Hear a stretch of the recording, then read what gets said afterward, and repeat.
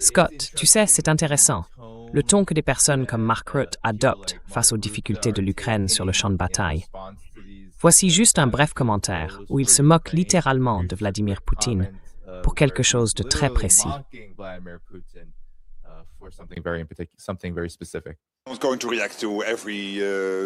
J'allais réagir à tout ce que dit Poutine.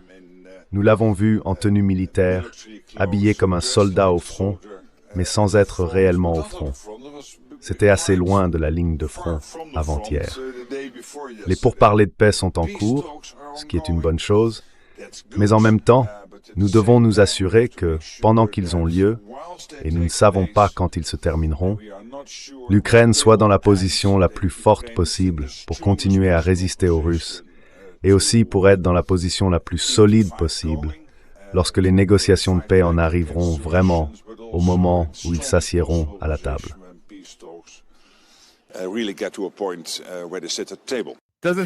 On ne dirait pas quelqu'un de très enthousiaste à propos, Scott. À toi de jouer. Réagis à ça.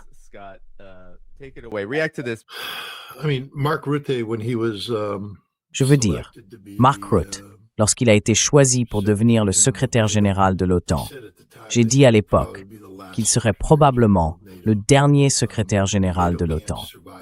L'OTAN ne peut pas lui survivre pour de nombreuses raisons, dont l'une est sa bouche reliée à son cerveau qui ne fonctionne pas. Vous savez, c'est un homme qui ne connaît rien à l'art militaire. Rappelez-vous, lorsqu'il était au gouvernement néerlandais, je pense qu'il a provoqué la destruction de l'armée néerlandaise et de l'économie néerlandaise. C'est un politicien raté, mais un outil docile. Il était censé être un outil docile des États-Unis. C'est pour cela qu'il a été choisi, parce que sous l'administration Biden, Rutte dirait tout ce que l'administration voulait qu'il dise pour maintenir ce conflit, ce qui était la politique des États-Unis.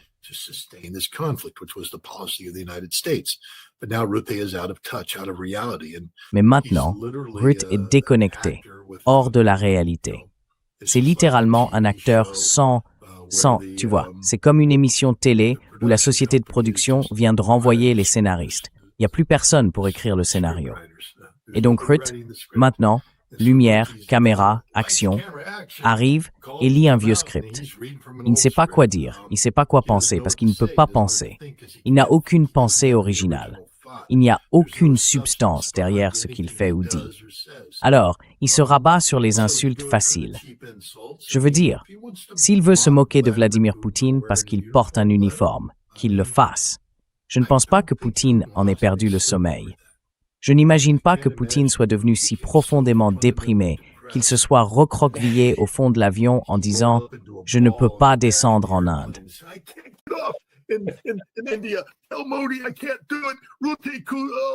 Je ne peux pas le faire.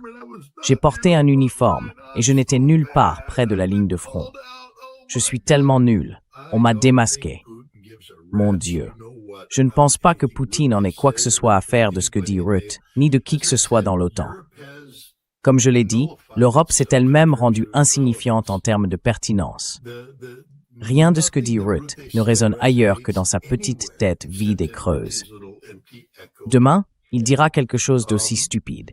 Il dira encore une bêtise la semaine prochaine, et cela continuera encore et encore. Pendant ce temps, l'armée ukrainienne sera détruite morceau par morceau, et il n'y a absolument rien qu'il puisse faire pour empêcher cela. L'OTAN n'a plus de matériel à fournir. L'OTAN ne peut rien faire. Ils peuvent rester là, tenir des réunions et parler de la façon dont ils vont constituer une force de réaction rapide de 800 000 hommes.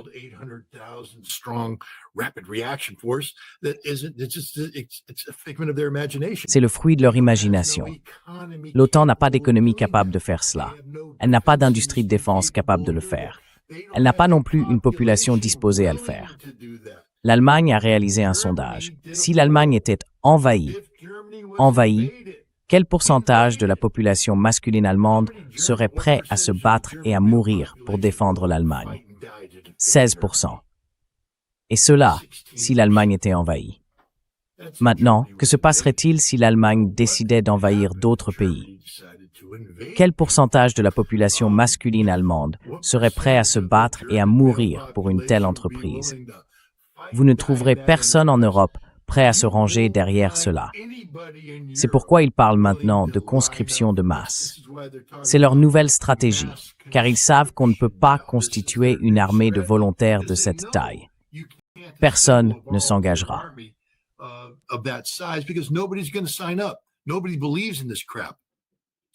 Personne ne croit à ces absurdités. Alors maintenant, ils parlent de conscription de masse, et cela ne fera qu'entraîner des manifestations massives dans les rues et l'effondrement rapide de l'ordre politique et économique déjà en chute libre. C'est la fin de l'Europe. Je déteste le dire. J'ai vécu en Europe. J'ai voyagé à travers l'Europe. J'aimais l'ancienne Europe. C'était un endroit très agréable à vivre. Les Européens mais ils se sont transformés en quelque chose qui est une perversion de ce que l'Europe devrait être. Ils veulent ressembler aux États-Unis, une sorte d'extension européenne de l'hégémonie américaine.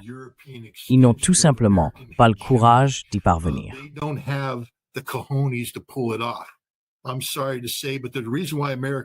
Je suis désolé de le dire, mais si l'Amérique est la nation la plus puissante du monde, ou du moins l'était, c'est parce que nous avions une bande de garçons pleins de fougue dans le Missouri et le Mississippi, que nous enfermions dans les sous-sols des fraternités universitaires en leur lançant de la bière et de la viande rouge. C'étaient des bêtes, prêtes à sortir et à faire des choses bestiales. C'est ce que nous faisons. Je n'en suis pas fier.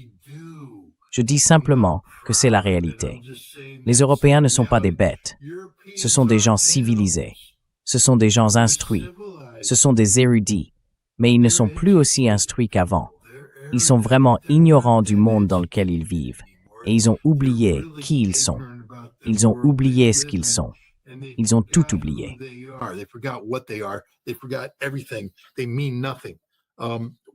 Ils ne signifient rien. Qu'est-ce qu'un Européen? Que quelqu'un me donne une définition de ce qu'est un Européen. Je sais ce qu'est un Allemand. Je sais ce qu'est un Italien. Je sais ce qu'est un Français. Qu'est-ce qu'un Européen? Cela n'existe pas. C'est le fruit de leur imagination collective. Et par conséquent, comme ils ne savent pas qui ils ne défendent rien. Ils ne sont rien. Et c'est la réalité. Ruth en est un exemple vivant. Qu'est-ce que l'OTAN sans les États-Unis? Rien. Qu'est-ce que l'Union européenne sans le soutien américain? Rien. C'est un concept fondamentalement vicié dont le temps est révolu. L'histoire est terminée. Adieu. Au revoir. Auf Wiedersehen. Adieu.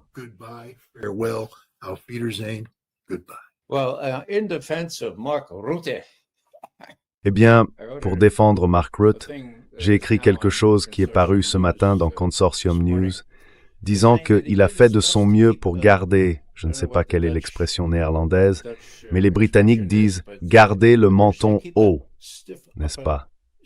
Il a expliqué que ce n'était pas grave si le secrétaire d'État des États-Unis n'était pas là. Non, non, il doit être occupé à faire autre chose.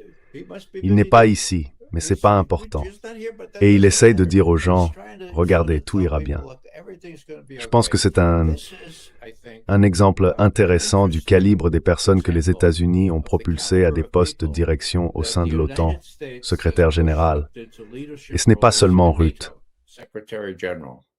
Now, it's not just Rutte. Let me go back to right before the Iraq War.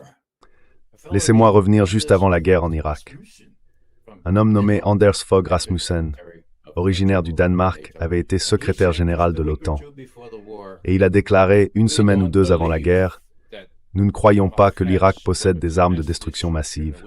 Nous savons qu'il en a. » Très bien. Donc c'était lui. Ensuite, nous avons des gens comme, Stoltenberg, le Norvégien. D'accord, c'est lui que Rutte a remplacé. Stoltenberg a commis un faux pas, un très très gros faux pas, devant le Parlement européen, il y a plus de 2 ans, lorsqu'il a dit « Écoutez, il faut être honnête. Les Russes sont venus nous voir et ont dit « Écoutez, pas d'Ukraine dans l'OTAN. Si vous continuez à vouloir faire entrer l'Ukraine dans l'OTAN, nous serons obligés d'envahir l'Ukraine. » Vous comprenez? Et nous avons dit non.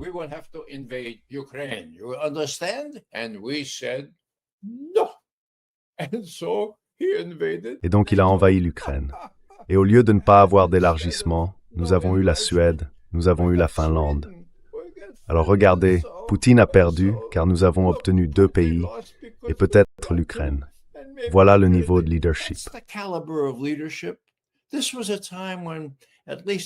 C'était une époque où au moins un demi-million de jeunes Ukrainiens avaient été tués, mutilés ou mortellement blessés à tous les sens du terme, à ce stade de la guerre. Alors ce Rutte n'est qu'un autre type qui fera ce que les États-Unis lui diront de faire, sauf que les États-Unis ne lui disent plus vraiment quoi faire. Et Rutte essaie d'en tirer le meilleur parti. Mais, comme je l'ai déjà dit, l'essentiel à propos de l'OTAN, qui aurait dû être dissoute dès que l'Union soviétique s'est effondrée, mais ne l'a pas été, c'est que le premier secrétaire général de l'OTAN savait de quoi il retournait. Et la première chose qu'il a dite, c'est « Le but de l'OTAN est de garder les États-Unis à l'intérieur. »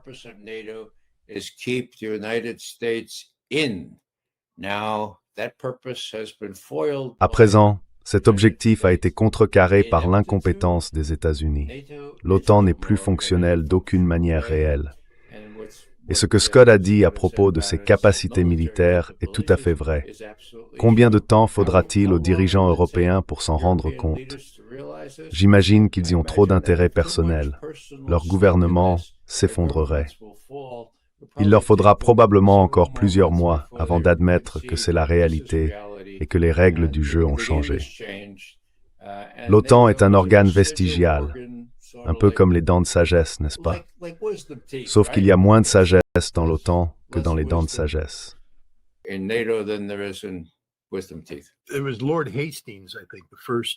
C'était Lord Hastings, je crois, le premier secrétaire général de l'OTAN, qui a dit quel est le but de l'OTAN? Garder les Américains dedans, les Allemands en bas et les Russes dehors. Et si l'on y regarde de plus près, d'abord les Américains sont dehors. L'OTAN ne maintient pas l'Allemagne en bas. C'est l'Allemagne qui se maintient elle-même en bas. Je vais faire une prédiction, probablement un peu folle, mais si l'Allemagne continue sur sa lancée, on pourrait bien la voir se fracturer en 2 États-nations distincts, Est et Ouest. Elles sont déjà fondamentalement différentes. Il existe beaucoup de ressentiment à l'Est envers l'Ouest à propos de ce qui s'est passé après la réunification allemande. Et maintenant, si l'on isole politiquement Alternative für Deutschland, qui est très populaire dans les régions de l'Est, on pourrait voir de nombreux Allemands cesser de reconnaître la viabilité d'un État allemand unifié.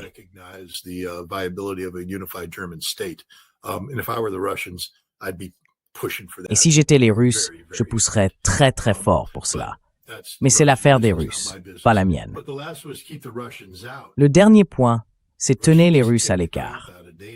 Eh bien, la Russie vient de mettre l'OTAN à genoux et elle sera présente en Europe, non pas militairement occupante.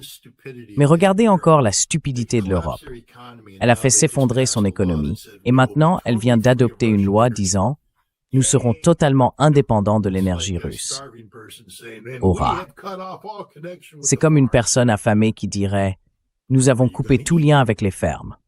Comment allez-vous manger ? Comment l'Europe va-t-elle reconstruire son économie ? Elle aura besoin de l'énergie russe, et cette énergie reviendra avec vengeance. Cela fait partie de tout l'enjeu sécuritaire actuellement négocié entre Trump et Poutine. Il y a un aspect clé dans cette négociation. Qu'en est-il des cadres de sécurité ?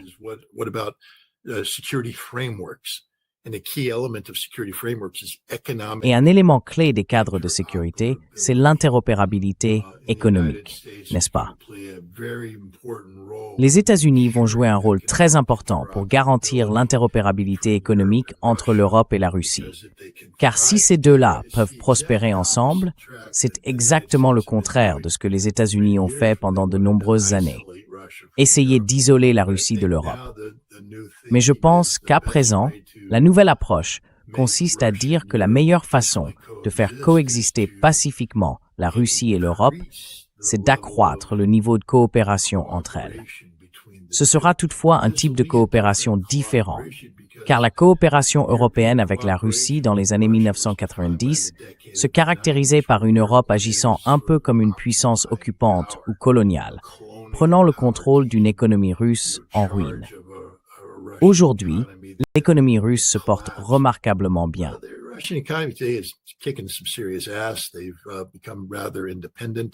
Ils sont devenus plutôt indépendants.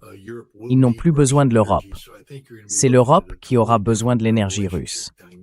Donc je pense qu'on va assister à une dynamique de relations totalement différente. Mais les Russes sont là. Donc l'OTAN a échoué sur toute la ligne. C'est une organisation absolument désastreuse. Et je dis cela en tant que personne dont le beau-frère occupe une place importante dans la hiérarchie de l'OTAN.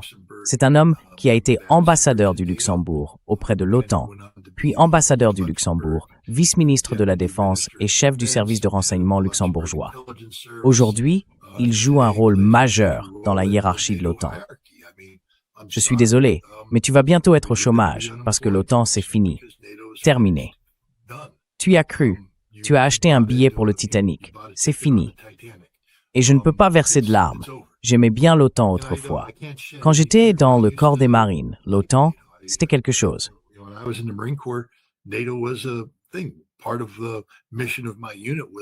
Une partie de la mission de mon unité consistait à renforcer le Danemark, à venir et à faire partie de la force américaine chargée de protéger l'isthme contre toute avancée soviétique. Nous avons passé beaucoup de temps à nous préparer à mourir au Danemark et dans les champs du nord de l'Allemagne, car tel aurait été notre destin si nous avions été engagés dans ce combat. Dieu merci, nous n'avons pas eu à le faire. À l'époque, je croyais en la mission de l'OTAN et je soutenais tout ce que nous faisions. Mais aujourd'hui, l'OTAN n'a plus de mission. Non seulement elle est contre-productive et contraire à la paix, mais elle va aussi, en réalité, provoquer l'effondrement rapide de l'Europe. Plus l'Europe s'attache à ce navire qu'est l'OTAN, plus la situation sera mauvaise pour elle. Plus tôt l'Europe pourra se détacher de l'OTAN, plus tôt elle pourra entamer le chemin du redressement. Il y a quelque chose de pourri au Danemark, et ce ne sont pas seulement des marines morts. Il y a quelque chose de pourri dans toute l'Europe.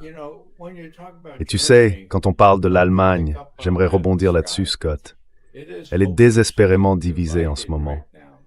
Les Russes aimeraient-ils voir l'Allemagne divisée? Et j'imagine qu'ils aimeraient bien y récupérer.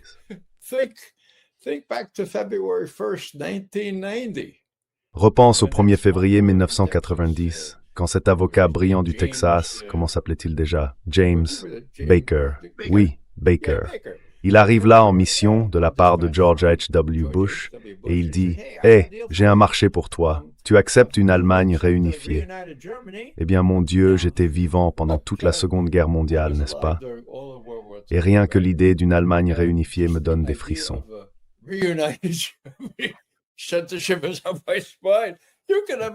On peut imaginer, j'en ai eu des frissons en pensant à des gars venant d'un pays qui a perdu 27 millions de citoyens. Voici comment ils ont réagi à cela. Ils ont dit, bon, d'accord, quel est l'avantage? C'est un gros marché, c'est, vous savez, amer. Eh bien, l'avantage était, nous ne déplacerons pas l'OTAN d'un pouce vers l'Est.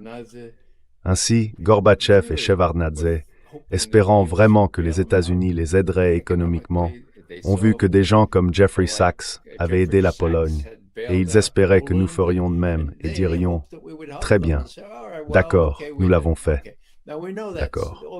Nous savons maintenant que tout cela est consigné dans les documents de l'époque, le 1er février 90. Ne serait-il pas ironique, ne serait-ce pas une forme de justice poétique, qu'après tout l'impact de l'expansion de l'OTAN, en particulier son extension vers l'Ukraine, cela aboutisse, en fin de compte, comme effet secondaire, à une nouvelle division de l'Allemagne. Vous savez, il y a beaucoup à dire sur ce genre de division. Je ne la préconise pas, mais ne serait-il pas ironique de voir l'Allemagne à nouveau divisée? Et je ne sais pas combien de personnes verseraient des larmes d'un côté ou de l'autre de ce qui fut autrefois le rideau de fer.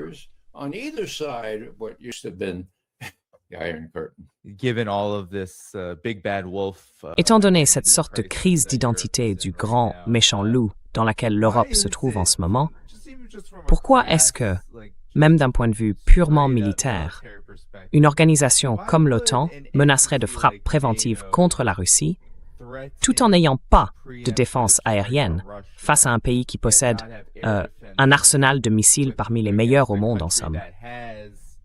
Qu'est-ce que c'est que ça? Je veux dire, je suis simplement curieux de connaître votre réaction à cela.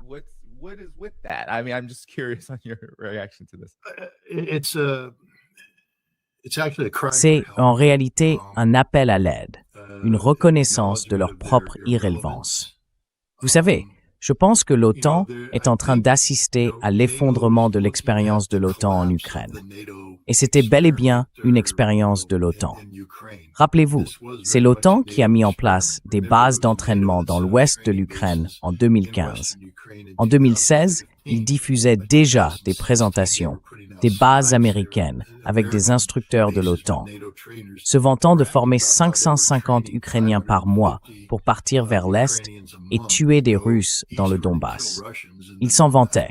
Ils avaient même réalisé un graphique pour l'illustrer. Cela a toujours été un effort mené par les États-Unis et l'OTAN pour transformer l'Ukraine en une sorte d'épine empoisonnée dans le flanc de la Russie, afin de faciliter l'effondrement de la Fédération de Russie.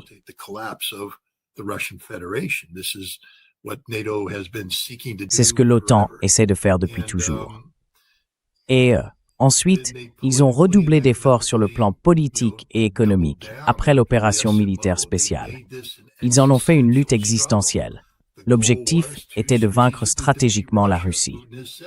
Poutine l'a dit, ils veulent nous vaincre sur le plan stratégique. C'est un combat existentiel.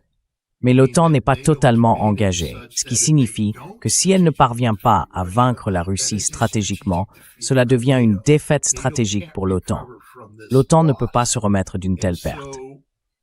Et donc, ce que l'on voit maintenant, c'est cet amiral italien et le reste de l'OTAN qui se rendent compte qu'ils ont perdu. Alors, que faire? Comment se relever? Comment se motiver? Ils sont impuissants. Je veux dire, ils ne peuvent rien faire. Et donc, ils commencent à formuler des hypothèses. Il faudra peut-être lancer une frappe préventive contre la Russie, juste pour menacer.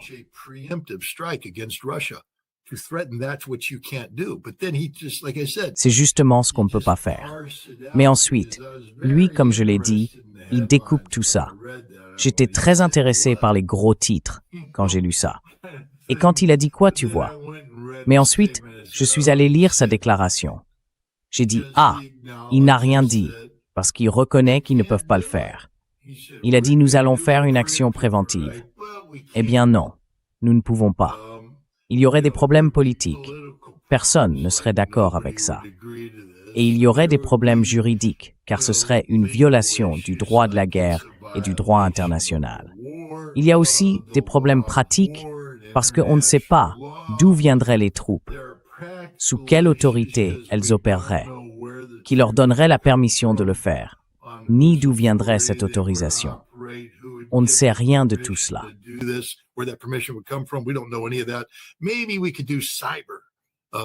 Peut-être pourrions-nous faire une action de préemption cyber, tu vois, parce qu'on s'inquiète du cyber. Mais attends une minute.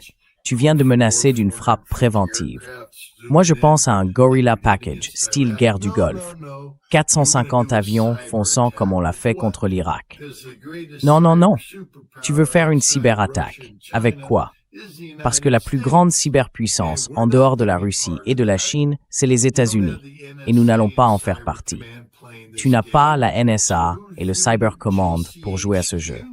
Alors, qui va le faire? Le GCHQ? Ils ne sont rien.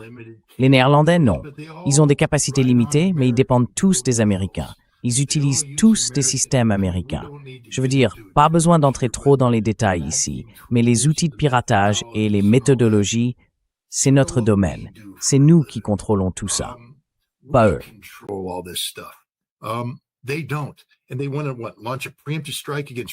Et ils veulent lancer une frappe préventive contre la Russie.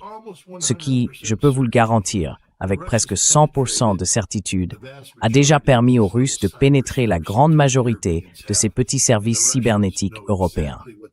Les Russes savent exactement ce qu'ils font. Ils sont très malins.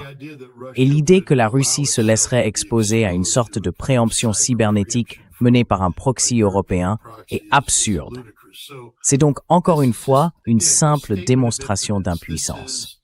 Je ne veux pas être grossier, mais c'est comme un homme de 80 ans sur la plage, regardant une jeune femme de 20 ans et fantasmant. Désolé Ray, doucement, doucement. D'accord. Un homme de 60 ans sur la plage, regardant une jeune femme de 20 ans et fantasmant sur ce qu'il pensait. Mon vieux, c'est fini. Vous voyez ce que je veux dire? Vous pouvez y penser autant que vous voulez, mais non. Et c'est l'OTAN aujourd'hui, juste un vieux fou impuissant qui fait semblant d'être encore dans la partie.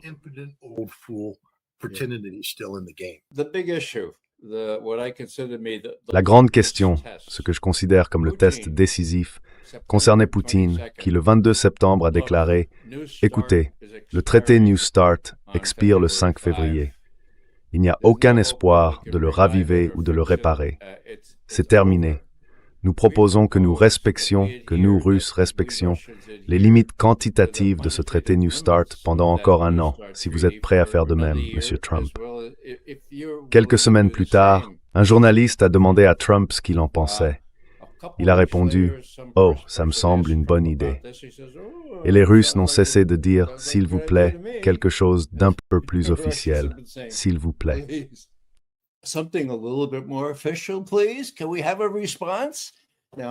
Pouvons-nous avoir une réponse?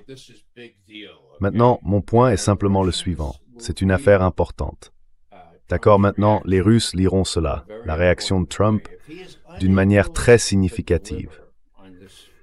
S'il est incapable de régler cette question très simple, alors je pense que les Russes devront supposer que Trump n'est pas en position de faire grand-chose.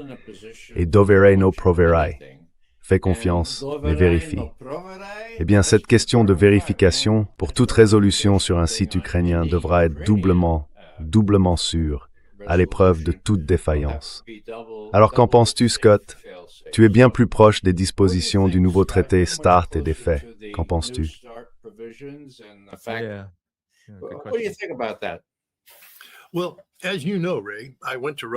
Eh bien, comme tu le sais, Ray, je suis allé en Russie avec de grandes attentes, espérant pouvoir dialoguer de manière constructive avec les plus hauts niveaux du gouvernement russe sur les questions de contrôle des armements et de désarmement nucléaire. Mon problème, encore une fois, c'est le moment de l'histoire.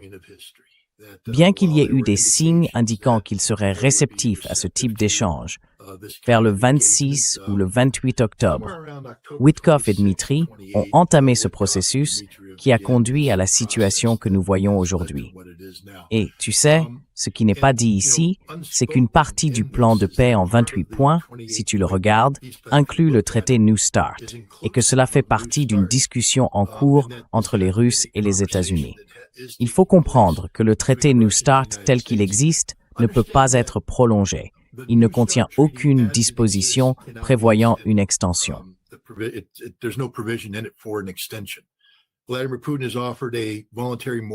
Vladimir Poutine a proposé un moratoire volontaire jusqu'à ce qu'un nouvel accord puisse être négocié. Il n'y aura pas de nouveau traité New START négocié, car une fois qu'on s'engage sur cette voie, comment intégrer le Burevestnik? Comment intégrer le Poséidon? Comment prendre en compte les missiles antibalistiques? Toutes ces préoccupations entrent en jeu. Ce qui semble se préparer actuellement, c'est qu'ils vont simplement imprimer une nouvelle copie du traité New START, y mettre une nouvelle date et dire « signons celui-ci », peut-être pour 3 ans, afin de nous donner du temps. Un certain dialogue a lieu, mais en raison de la sensibilité du sujet, les Russes ont imposé un moratoire sur les discussions. Il était clair que les entretiens qu'on m'avait dit devoir avoir lieu n'avaient finalement pas lieu. Les personnes n'étaient tout simplement pas disponibles.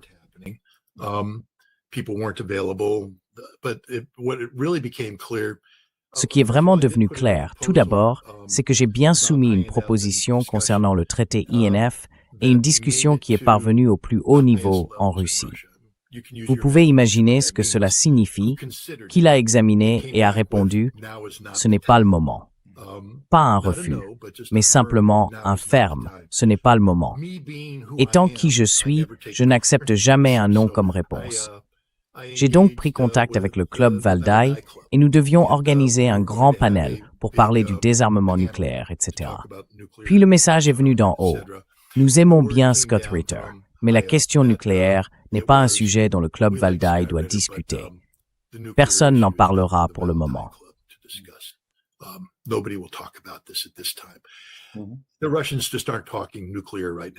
Les Russes ne parlent tout simplement pas du nucléaire en ce moment. Ce n'est tout simplement pas un sujet de débat public. Le gouvernement russe a mis le holà à ce sujet car il mène des négociations très sensibles avec les États-Unis sur cette question précise. Et il faut être prudent, car encore une fois, si l'on parle de renégocier le traité New START, le dôme doré entre en jeu, et c'est un problème majeur. Ou bien Burevestnik et Dark Eagle entrent en jeu, et c'est tout aussi problématique. La seule façon de maintenir ces plafonds dans un cadre de traité, c'est littéralement d'imprimer le texte de New START, d'y mettre une nouvelle date et de dire oui, ce traité est désormais valable pour 3 ans ou 5 ans, ou quelque chose de ce genre.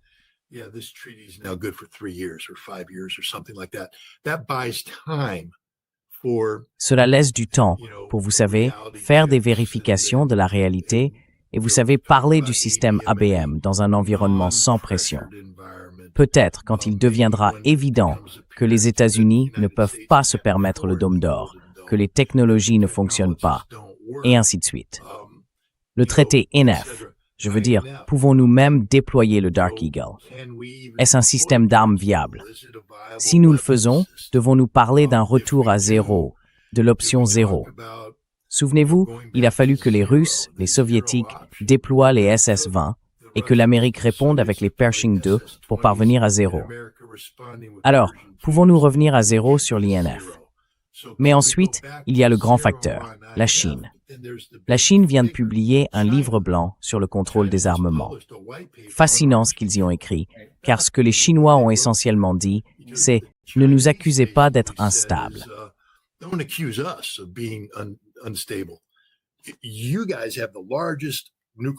Vous possédez les plus grands arsenaux nucléaires du monde. Et pendant que nous parlons, vous, les Russes, modernisez tout. Et vous, les Américains, parlez d'expansion. Et maintenant, vous nous pointez du doigt parce que nous examinons les menaces proférées par l'Amérique et cherchons à moderniser modestement nos capacités afin d'assurer notre survie. Très bien.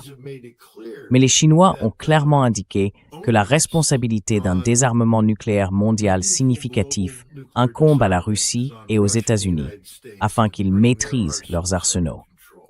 Et c'est un signal très important adressé à la fois aux États-Unis et à la Russie. Vous devez probablement rallumer l'imprimante, tirer une nouvelle copie du traité New START, y apposer une nouvelle date, et ainsi gagner du temps pour que nous puissions avoir ce type de discussion vraiment approfondie.